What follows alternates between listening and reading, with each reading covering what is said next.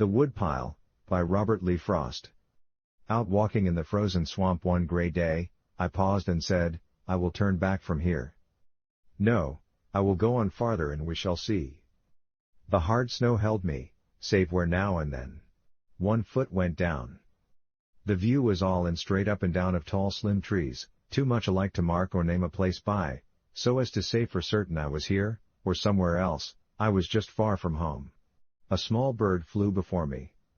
He was careful to put a tree between us when he lighted, and say no word to tell me who he was, who was so foolish as to think what he thought. He thought that I was after him for a feather, the white one in his tail, like one who takes everything said as personal to himself. One flight out sideways would have undeceived him.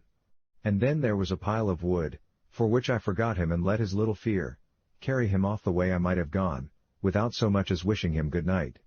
He went behind it to make his last stand. It was a cord of maple, cut and split, and piled and measured, 4 by 4 by 8.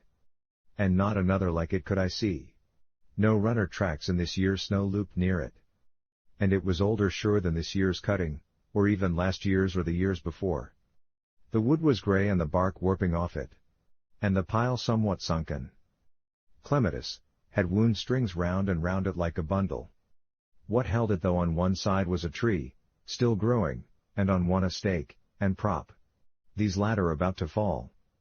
I thought that only someone who lived in turning to fresh tasks could so forget his handiwork, on which he spent himself, the labor of his axe, and leave it there far from a useful fireplace, to warm the frozen swamp as best it could. With the slow smokeless burning of decay,